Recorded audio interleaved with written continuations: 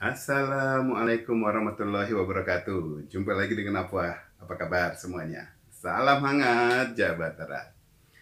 Kali ini saya ingin membahas mengenai rencana dari Kementerian Agraria dan Tata Ruang atau BPN ya, Badan Pertanahan Nasional.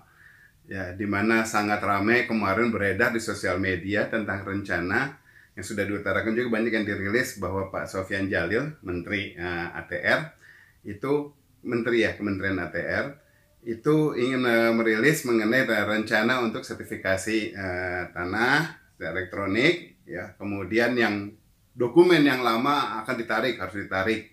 Tapi kemudian beberapa jam berikutnya ada lagi rilis bahwa tidak akan ditarik, pemerintah tidak melakukan penarikan itu secara massal. Wah, mulai tumpang tindih gitu kan, wah jadi rame.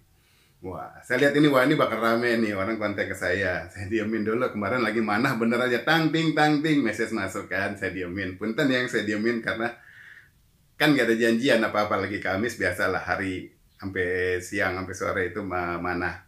Nah, saya lihat malam juga udah banyak kontak, tapi udah capek kan, Kamis maaf ya. Nah, kemudian pagi mulai ada yang kontak lagi. Ini Jumat nih, sekarang jam 10. Is it? Oh ya, udah hampir jam 11 kurang seperempat. Nah, rame mengenai Bang, izinkan wawancara Bang, mengenai komentarnya Bang, minta pendapatnya soal tentang yang ini. Waduh, kok saya yang jadi ditanyain, yang bikin perencanaan kan kementerian. Oke, saya kebetulan lagi siang sampai di sini, sampai sore mungkin nggak bisa memberikan pernyataan, ya pendapat. Jadi paling mungkin kalau ya biasalah reporter ada mau nanya, sore aja di atas maghrib.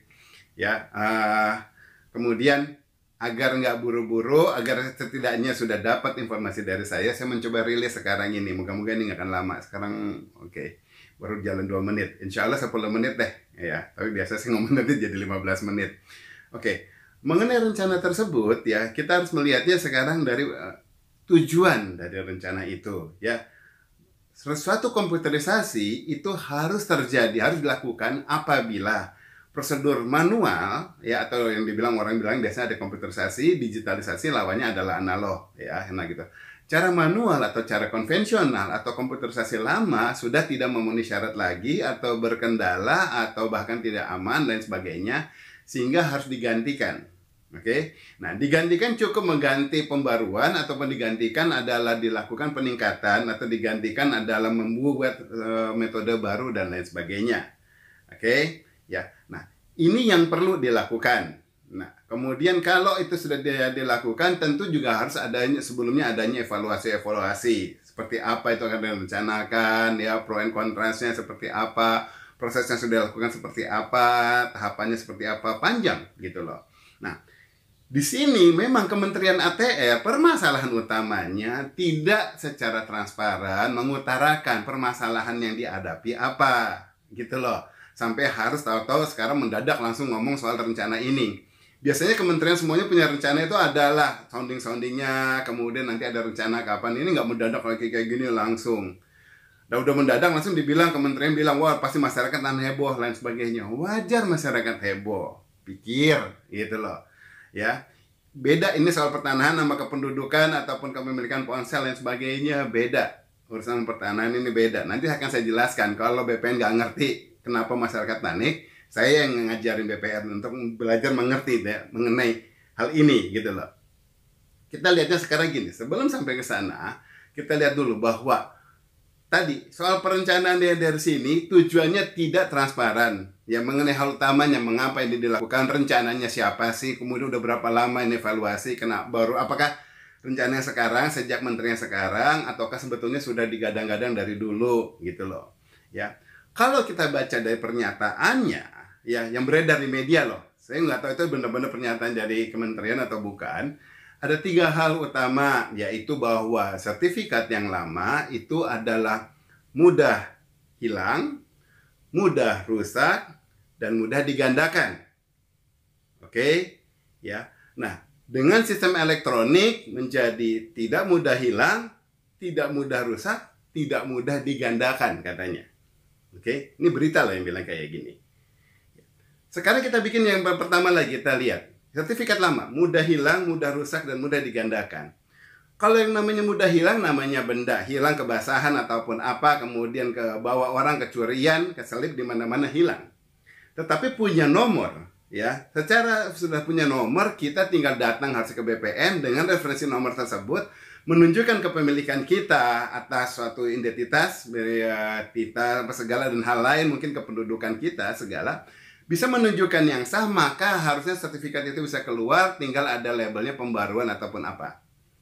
Jadi urusan mau mudah hilang harusnya bukan jadi suatu jadi masalah. Bebannya ada di BPN, yaitu untuk melakukan pendataan yang baik. Yang kedua, mudah rusak, sama, hilang sama rusak. Fungsinya sama, apa? Keadaannya sama, tidak bisa digunakan lagi. Cara saya masih bisa dilakukan tadi. Yang ketiga, mudah digandakan. Oke, digandakan itu apa? Dipalsukan. Dipalsukan secara eksternal. Jadi orang yang membuat palsunya, fotokopinya dipalsukan ataupun tinggal bikin cetakan yang rada-rada mirip semuanya, ya. Dan sebetulnya kalau itu rada susah karena cetakannya itu kan rada ada belakangnya itu ada apa namanya suatu gradasi, ya, ada pun suatu pattern, suatu pola bertulisan yang khas gitu kalau untuk yang sertifikat ini kan. Nah, itu kalau digandakan aja orang harus khusus mencetak dulu, ya, kertasnya, which is kalau itu udah dicetak secara pribadi udah salah, dan kemudian itu karena dokumen negara, kalau ada percetakan yang mau melayani percetakan di situ itu sudah kriminal. Oke, nah, jadi penggandaan itu dilakukan secara kriminal. Cuma yang dikeluhkan, kita juga sering mendengar bahwa terjadi penggandaan itu adalah aspal, asli tapi palsu. Jadi semuanya dokumennya dokumen pertanahan real, tetapi ternyata ada dokumen double mengenai tanah yang sama. Atau mungkin tumbang tindih, setengah di sini, setengah ini, sertifikatnya saling tumbang tindih. Ataupun yang sama kayak gitu, ya kan? Saat itu terjadi berarti masalah siapa? Masalah yang punya? Enggak, masalah di BPN. Karena berarti BPN pendataannya itu tidak benar. Buktinya sampai ada keluar sertifikat yang baru tentang dokumen yang sama, ya, tetapi dengan nomor yang lain untuk tanah yang sama. Ini kan pengeluaran dokumen ini tidak melakukan cek recheck. Nah, nanti akhirnya kemudian masyarakat yang direpotin. Akhirnya harus bawa pengacara, bawa ke pengadilan untuk saling menuntut siapa yang mempunyai kepemilikan sah terhadap tanah ini.